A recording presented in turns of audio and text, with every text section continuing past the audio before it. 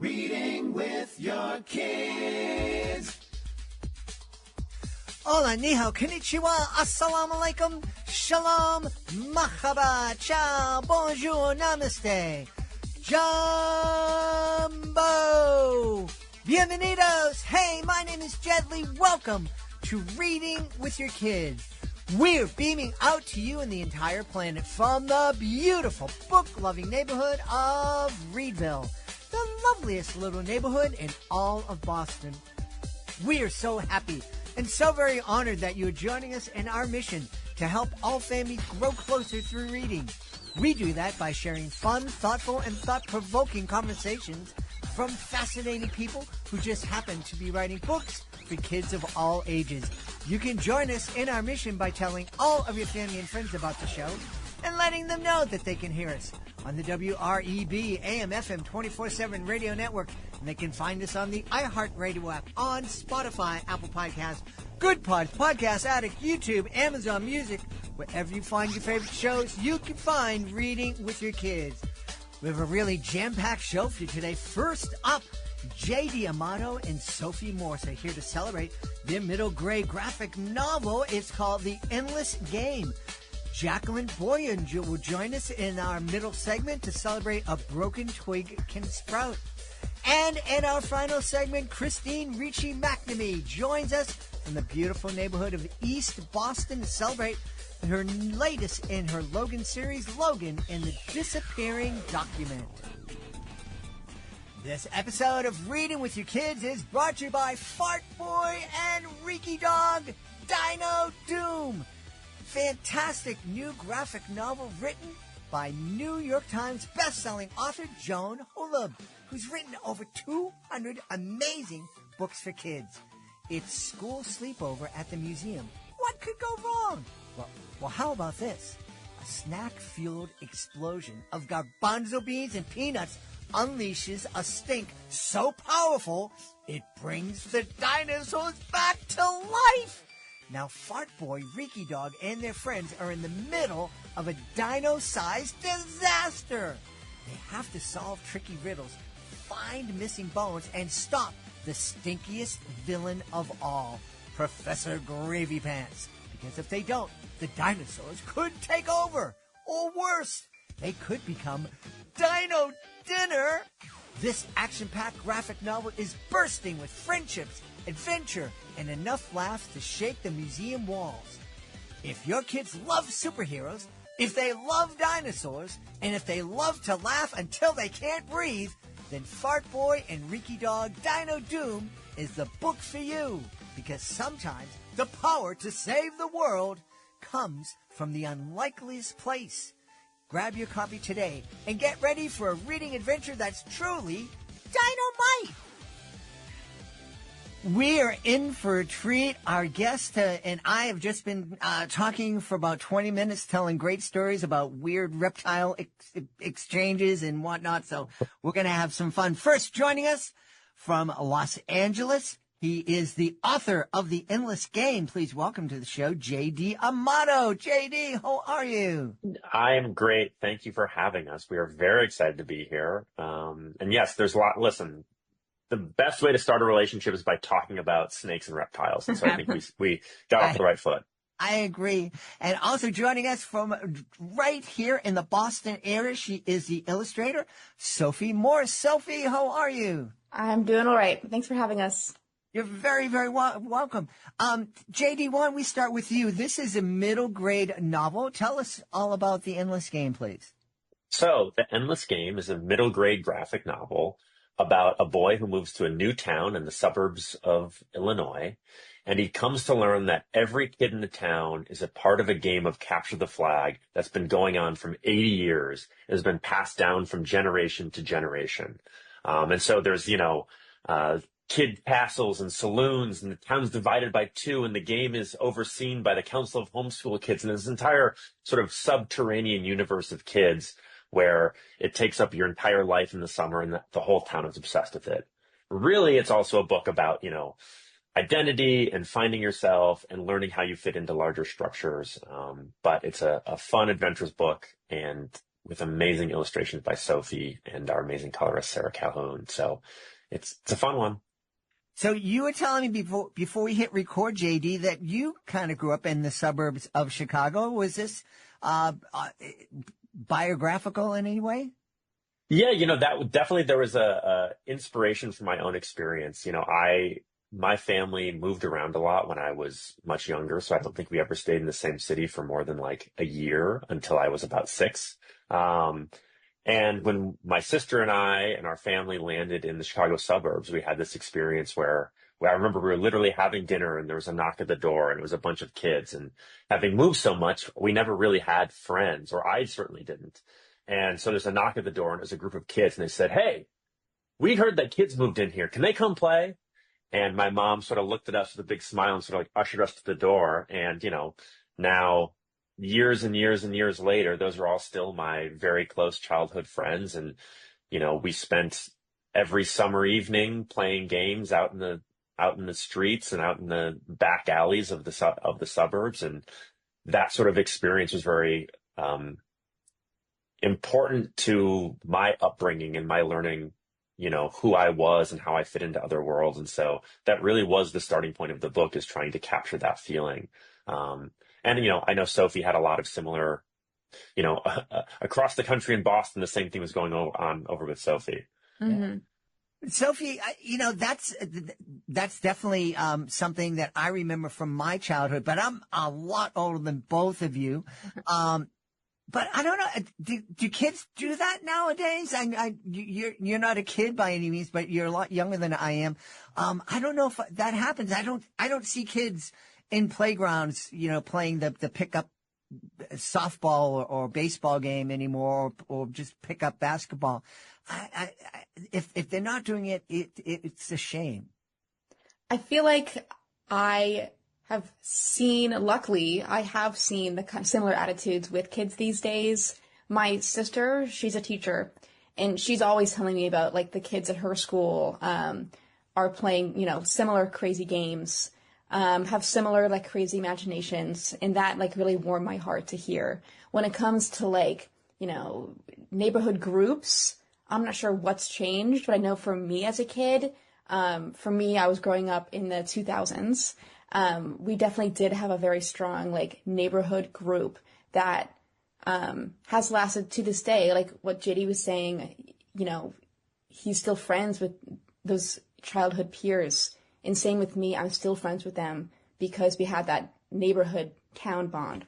Yeah, that's cool. Now it's funny you asked that though, because one of the big first notes that Sophie and I got was from one of the editors at Simon & Schuster who publishes the book. When it was finally done, they gave the book to their son, who I believe was like 12 or 13. And he really loved the book. But one of the big things that kept reverberating that she shared with us was, oh my God, the freedom that these kids have. Yeah.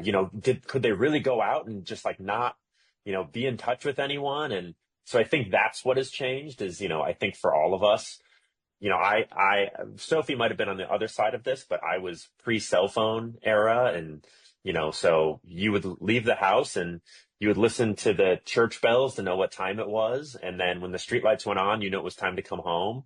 And it was like, as long as you're home within like a 20-minute window around that, you wouldn't get into any big trouble. But, I think there's probably more ways to get in touch now and to stay in touch as a parent. So I don't think it's quite the same, but, that was something that was interesting, is that I think for kids, there might also be an interesting sort of like fantasy to that level of freedom that I think was around for some of our childhoods. Mm-hmm.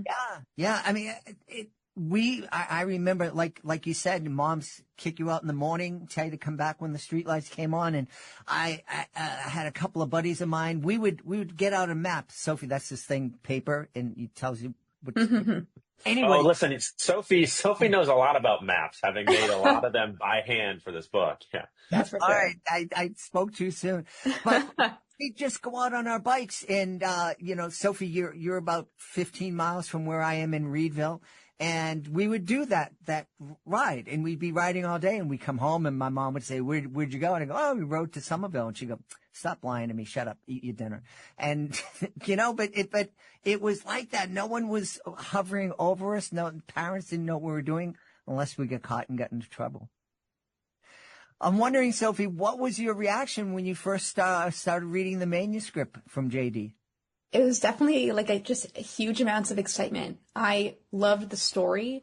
Like we were saying earlier, it really spoke to my own childhood, which is this group of friends over the summer, up to no good, especially with the concept of capture the flag. That was a really big deal in my neighborhood, and a really strong, childhood memory.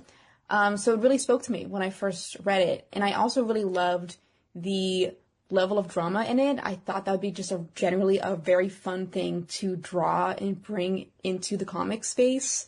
The story really lended itself well to comics and graphic novels. So yeah, it was definitely a lot of excitement. Yeah. It sounds like, JD, it sounds like you and Sophie had much more contact in the development of this than than I hear authors and illustrators typically have.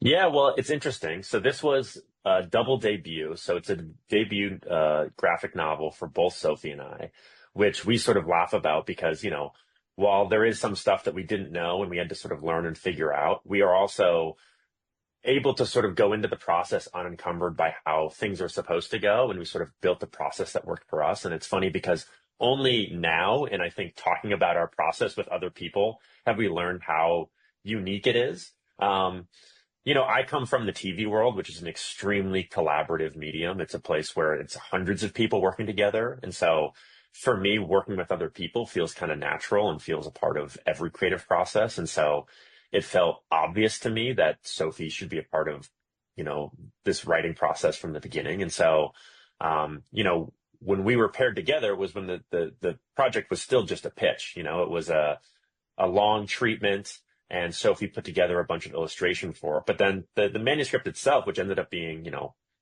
190, 200 pages, something like that. That still was a process that I had to write. And so during that process, I would always be checking in with Sophie and talking things out and, excitedly calling her because I was like, okay, I came up with this idea for this thing or I'm stuck with this. And Sophie could sort of talk out ways it could go or, there was a lot of characters that had their own story arcs in this book. And there was a lot of times where I could sort of talk out, I think this character, there's something we should explore here. And Sophie could get excited about something. So, it was extremely collaborative. And then on the flip side, when it got to the illustration side, Sophie was great about, calling me if she was ever stuck to talk things out or talking out blocking and staging stuff. I don't know, Sophie, does that resonate to you?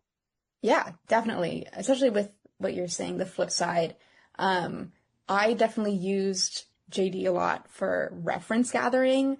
I had a really tight schedule, so I didn't a lot of the time have the freedom to get as much reference as I wanted or to really explore and research, which is where I would utilize JD as my partner to help me with the research and get more inspiration for me to make the world feel more filled out.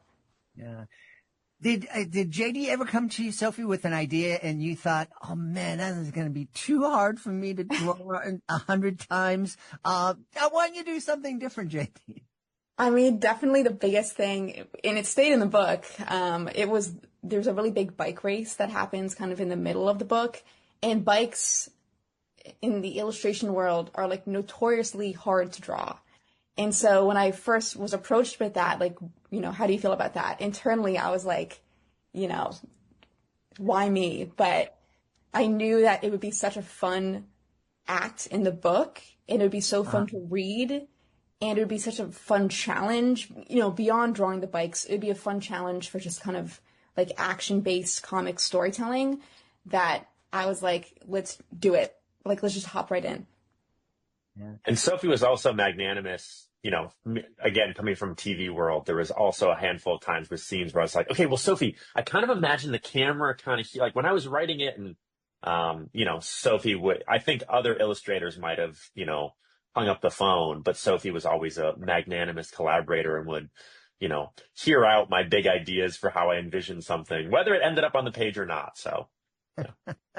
Well, I'm so happy because I was really blown away when I first learned that there's typically this firewall in traditional publishing between the author and the illustrator. And I can't tell you how many times we've had author illustrators on the show, and it's the first time they've had any kind of contact with each other. I had an author broke down in tears when she first met the illustrator of her book here on the podcast. I thought I did something wrong. I'm like, what did I do? But so I'm really happy that you had this process. What was it like for you doing a graphic novel, Sophie? JD said this is your debut. Was it all you expected it to be, more or less? It was definitely a challenge, point blank. The act of drawing and the challenges that were associated with that, like the bikes, for example, or, complicated scenes, that wasn't necessarily what intimidated me or what I found hardest. It was the fact that the timeline was so long. This book, from start to finish, it took about 4.5 to 5 years, and I've never been on a project for that long.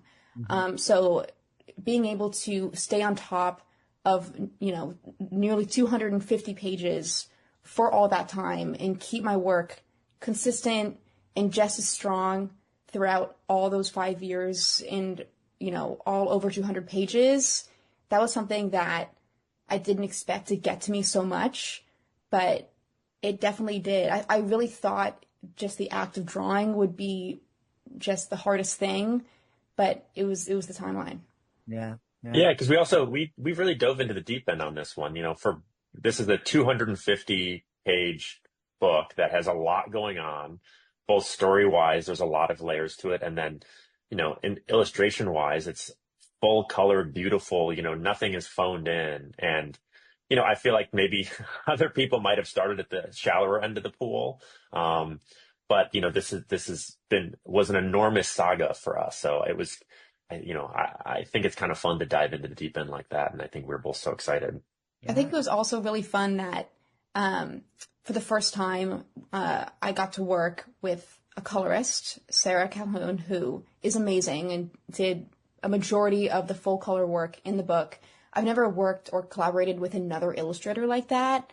A lot of my past work, it's usually just me and then the team I'm on, if there is a team, is art directors and designers, not necessarily other illustrators. Mm-hmm. So this is the first time, having someone on my team and collaborating like this, illustrator to illustrator. It was really fun and a great learning experience. And shout out to Sarah. Yeah. So you mentioned colorists, because I have zero skills when it comes to visual art. You're drawing, you're illustrating, creating the basic outlines, and then she's going in and coloring it? That's exactly right. So, I did the sketches, the lines. I would provide color reference and some color thumbnails, just really fast, color sketches. And I would send them off to Sarah with some more notes. I see this scene being more gloomy, cool toned, or something like that. And Sarah would send me their own sketch back, usually another kind of maybe cleaner color sketch. And then finally would upload the full thing. It was amazing. Getting to see my pages come back with that full color, fully rendered, environments and characters. It was a real treat. Yeah. And you mentioned that the book's 250 pages long. It's a graphic novel. There's probably 6 to 10 images on each page. So which I don't math there very well, but we're talking a lot of illustrations. Totally. That's for sure. Yeah. JD, you mentioned that, in television, you're working with a writing room and actors and directors and whatnot. How did you enjoy this experience? I know you were collaborating with Sophie, but you were still doing a lot of the heavy lifting in terms of the story on your own. How was that experience for you? It was a lot of fun.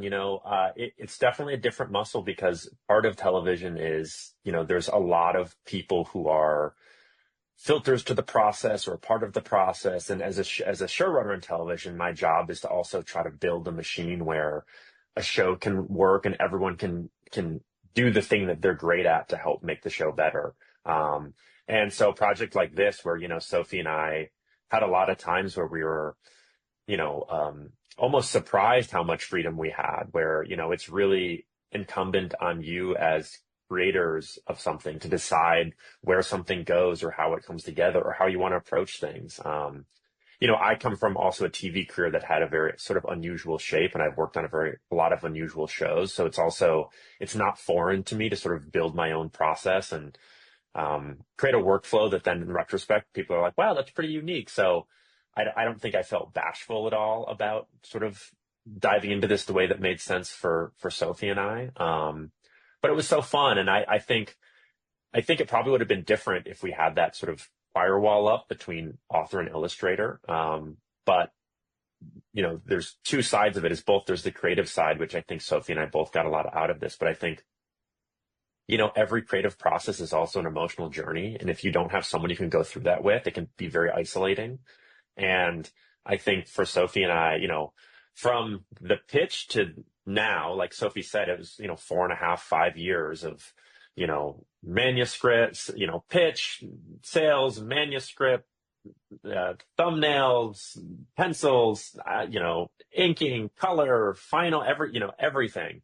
And there's ups and downs through that process. And there's days and months and weeks where you feel invincible and great at your job. And then there's also times where you feel like I can't type another word, or that everything that's coming out of my hands is bad. And I know there's dark moments for Sophie. And so having someone that you can text or call and to either get a pump up speech, or on the other side of things, to go, that was a weird email we just received, wasn't it? Like, I'm not crazy that that's sort of unusual, was really helpful. And I think it turned what probably could have been an arduous process that would feel like a march into something that I found really, fulfilling and fun, and always like a bright spot of, my days and weeks. Cause, we also had a lot of other things going on in the background while we were doing this. So whenever we could return to this and touch base, it was always really fun. Yeah. Tell me, Sophie, you said that doing a graphic novel was very different for you, different than what you're usually working on. Are you looking to do more graphic novels, or are you like, okay, one and done, and let me get back to what you like doing? I would say I'm definitely interested in doing more. I feel with this experience, I just gained a lot of confidence, a lot of skills. I'm really proud of how this book came out, but I'm also kind of ready to get on to the next project and make it even better than before. I would love to do more comics and graphic novels, definitely. Okay.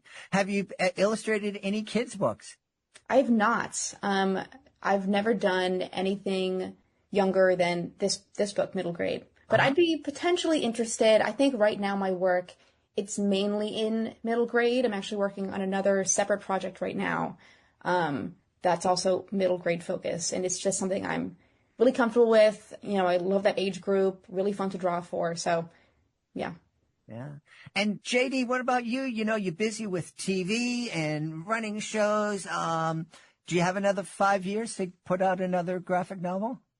Absolutely. And I know that Sophie and I, especially if we're working together, we can beat that. I think we could probably have that this time if we did another one. And, not only do I want to just do more graphic novels, but I think there's also a lot more stories in this world. And I think Sophie and I are already excited. Like, our hope is that people really like the book and that we get an opportunity to tell more stories in this world. And I think we would also be excited to get another swing at the process now that we know more about it and we know our sort of working dynamic. I think we can have a lot of fun and do some really special things. So that's why, we really have our fingers crossed that the people are going to enjoy the book and that we can pick up the phone and get going on the next sequel, pick up where we left off.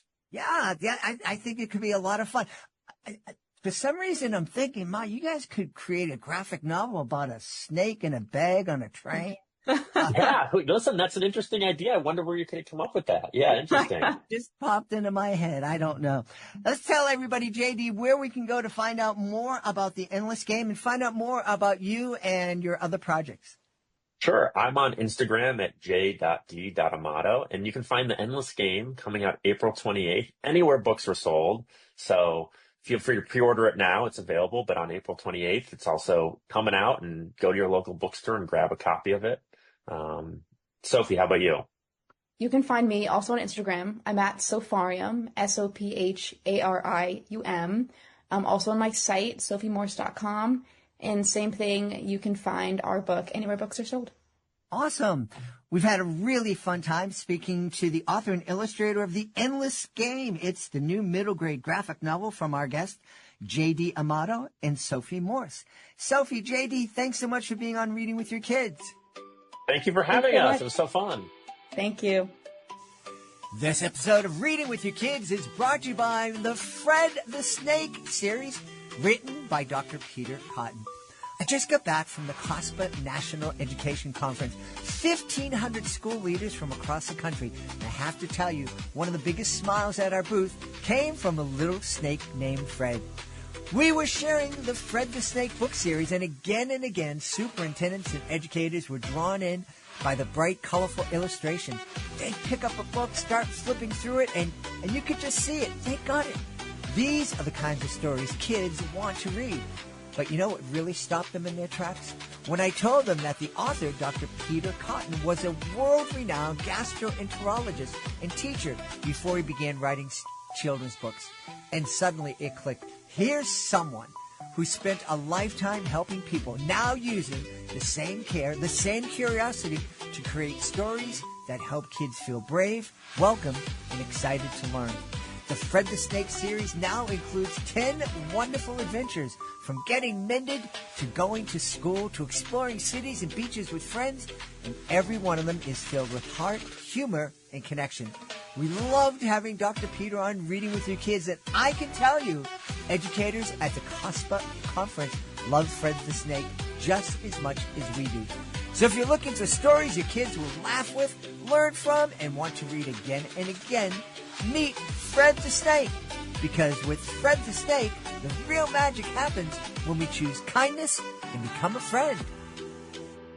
Join us right now from the beautiful city of New York. Our guest is here today to celebrate her new picture book. It's called A Broken Twig Can Sprout. Please welcome to the show, Jacqueline Boylan. Jacqueline, how are you? I'm doing well, thank you. Thank you for having me. Delighted to have you on. What an intriguing title for a book, A Broken Twig Can Sprout. You talk a little bit about the book? Yeah, so this is a children's book that I wrote to help kids that had adverse childhood experiences or traumatic events. Uh-huh. And who are we going to meet in the book? So actually the character doesn't have a name. It's a little girl you're going to watch her journey from basically when she's a baby, and different things that she experiences as a child.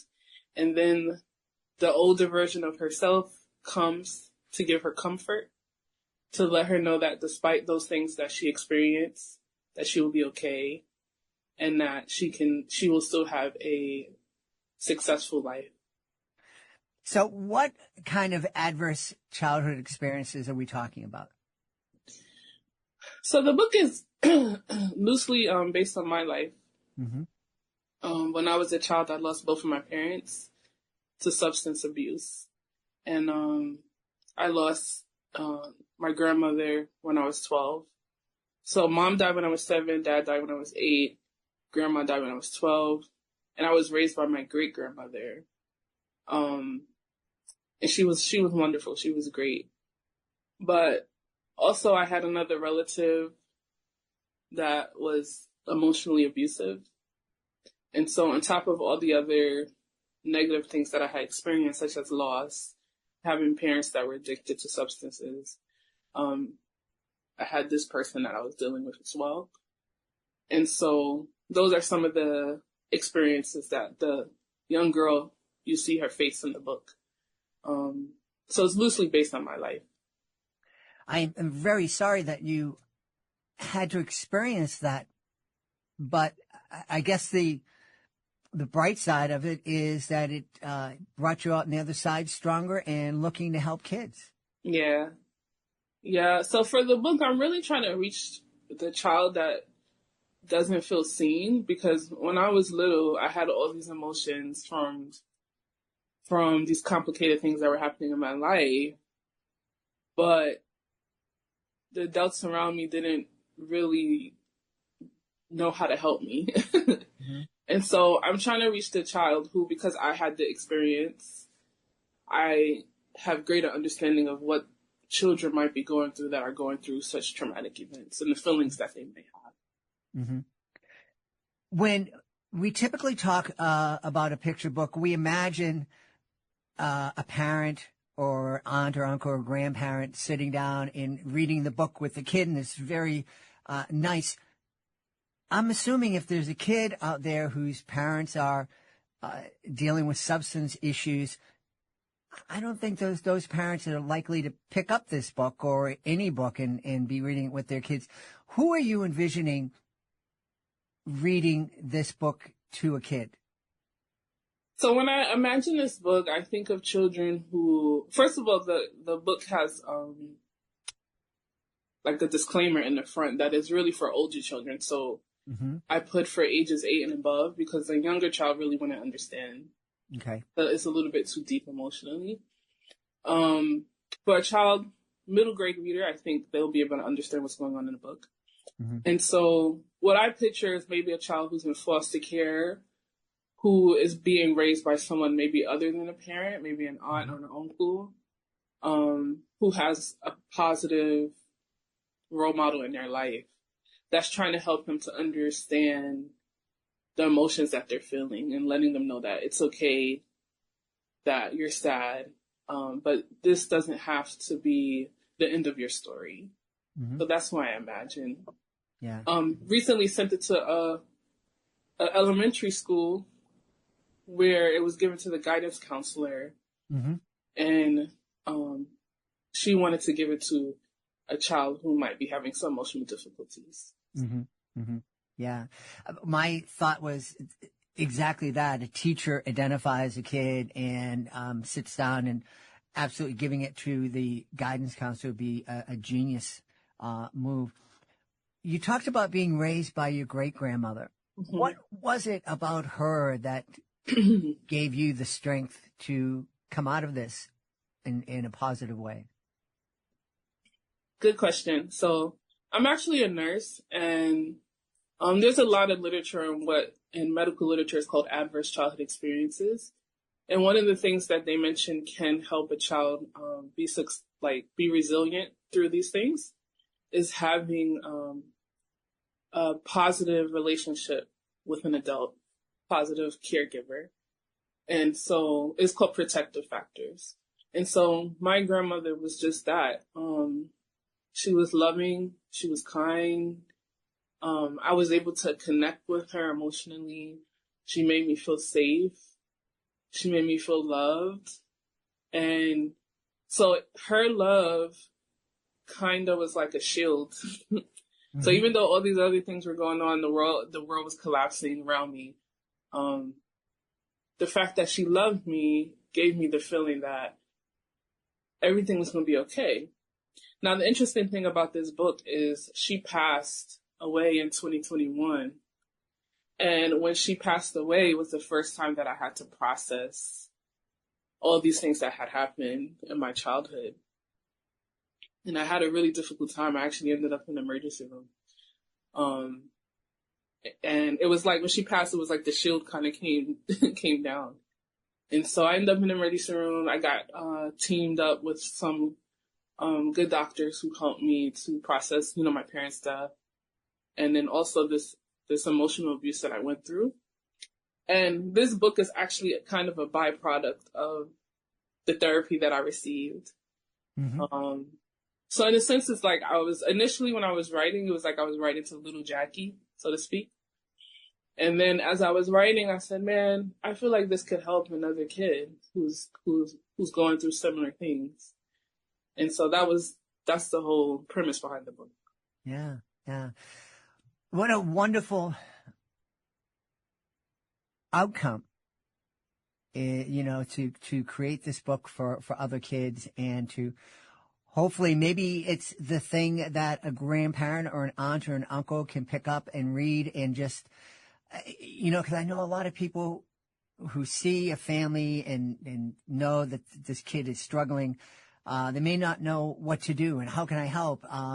Maybe just reading this book and being that loving person could be enough to make a difference. Yes, exactly. Because I do know that there are a lot of caring caregivers that just really don't know what to do. Like for example, as I mentioned, I'm a nurse, and I had a colleague who adopted 2 children. But we would often talk because, of course, you love this child as if it's your own, but then that child is also curious and missing their actual natural parents. And so she, in all her love, often felt like a little lost. Mm-hmm. And so we would have these talks and stuff. And so I know there are a lot of caregivers who really do want to help that just don't know how. And so I hope that my book could be helpful with that as well.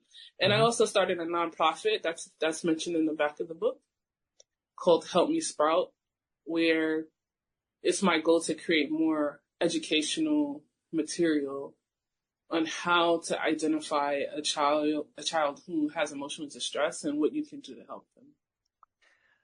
That's a beautiful thing. You mentioned being a nurse. That's a hard job. How do you, come off your shift, which sometimes can be 12, 16 hours, and still find the energy to not only write this book, but to start a nonprofit? Well, it's been a part of my healing journey, actually.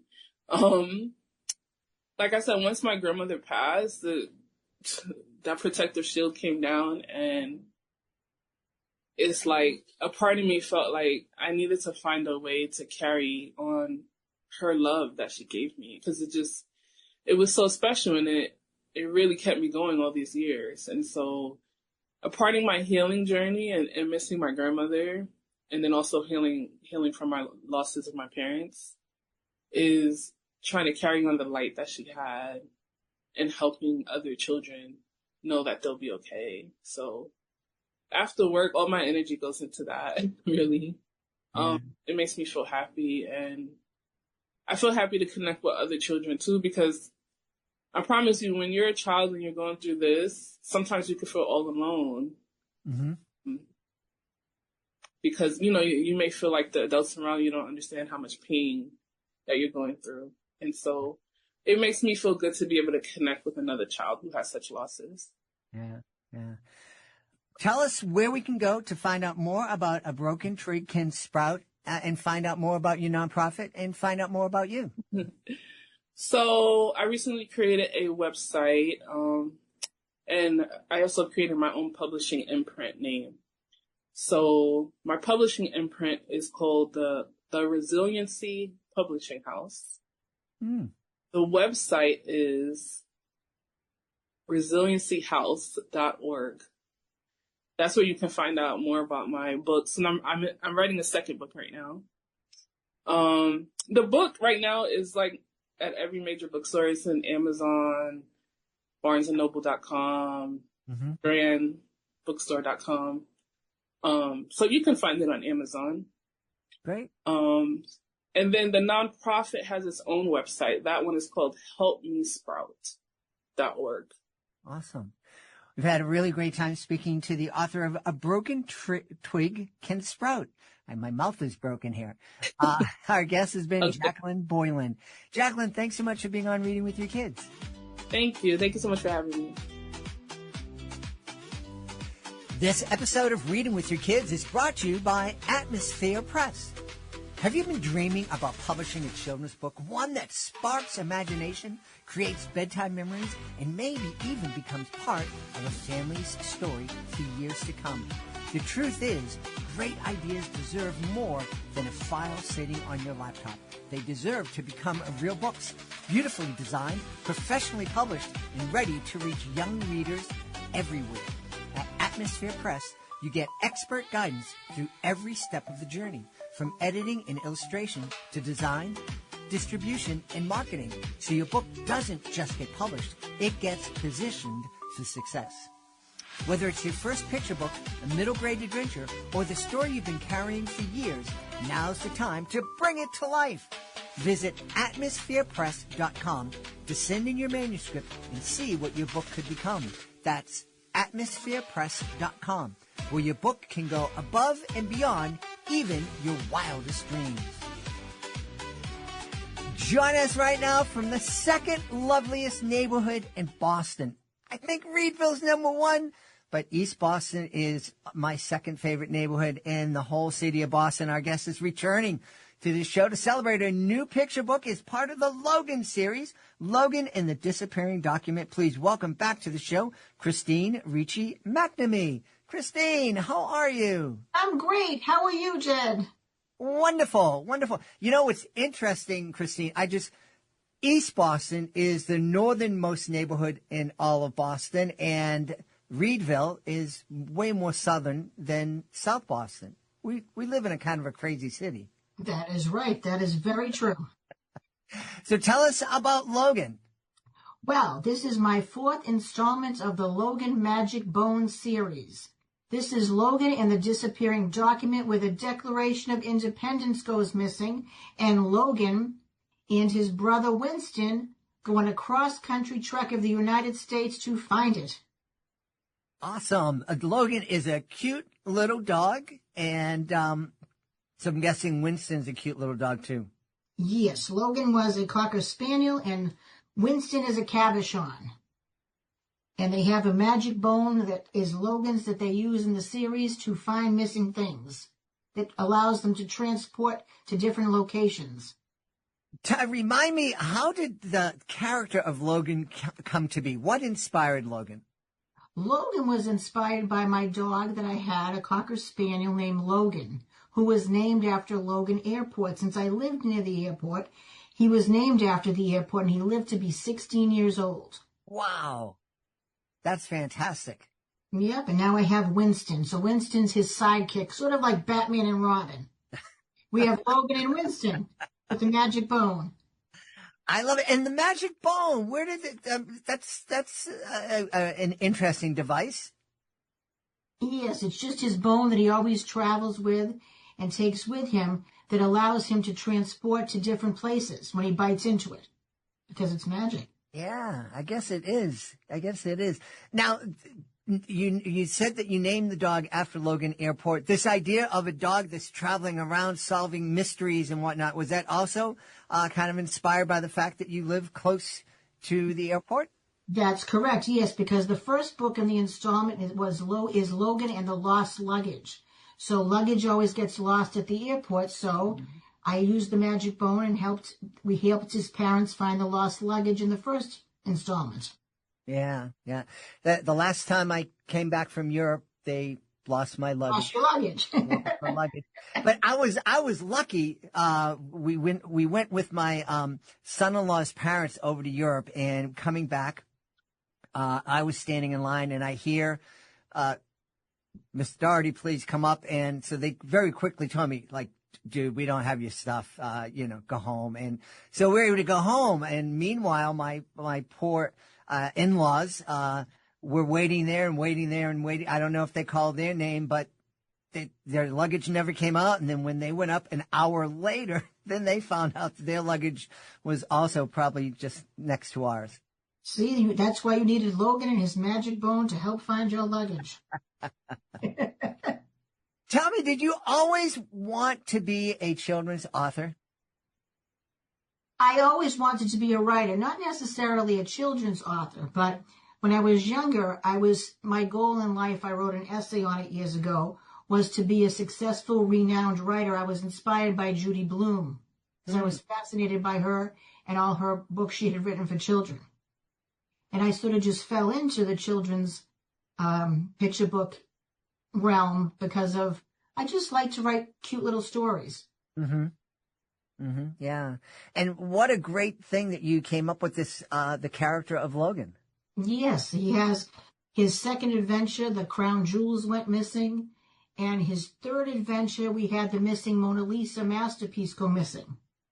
Ah. And all different things go missing, and he goes all different places across the world to find them. But this particular book, he goes across the USA because it's the 250th birthday of America. Mm-hmm. So it coincides with the celebration of America, and it ends with Boston and his celebration in Boston with the tall ships. The tall ships are coming back to Boston. Yeah, yeah. Logan travels all over the country. Yeah. Philadelphia, Washington. But Christine, I don't know if I've told this story on the podcast. We were down in Philadelphia when my daughter was 4, and we went in to see the Liberty Bell, and we waited an awful long time. It was summertime. It was a little hot. Then we get in there, and everybody's very, very quiet, kind of like this reverent feeling. And my daughter kind of wiggles herself up to the front of the group, and she looks at the Liberty Bell, and she said, "It's broken. We waited in line to see a broken bell." That is too funny. In fact, Logan and Winston actually go and see the Liberty Bell with the other animals. Mm-hmm. That is one of their stops, Philadelphia. Yeah. Do you have the travel bug? Do you like to travel? I do. I have been many places across the USA as well as Canada and Europe. Okay. So I do enjoy traveling, yes. Is there a favorite spot that you visited? I love Italy and Switzerland. I love Europe. Mm-hmm. And in the United States, I like Arizona in the Southwest and, of course, Florida. Mm-hmm. I've been to the Caribbean, but I love Europe. Yeah. Europe's fun. You mentioned Italy, Christine. If I mention this because I think every children's author should take the opportunity to go to the International Children's Book Festival in Bologna, Italy. Yes, I did hear about that. You will be blown away when you see how big the children's book industry is around the world. It's overwhelming, just absolutely overwhelming. I will have to go visit that. Yeah. I will put that on my list. To put it on your list. Tell me, this is book number 4 in the Logan series. We always talk about, books and how they can affect kids as they're growing, how the stories. I'm wondering, how have you grown as a person and as an author as you've written these 4 books? I think I've grown because I've become more creative. I've had to think about different stories and different places and where to send Logan and Winston next. So I think my creativity has been evolving. Uh-huh. Just to come up with new ideas and new places that Logan and Winston can go. Yeah. We've talked to illustrators on the show who tell us that they always carry a little sketch pad and they're constantly sketching things or people that they see.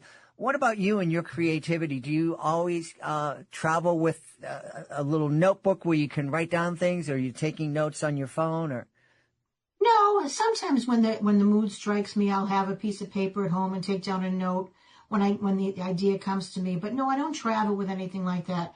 I usually just get an idea and go with it, like right at that moment, and jot down an outline and a potential story ideas and characters. But I don't usually go on the fly with anything like that when I'm traveling. Yeah. It sort of just comes to me.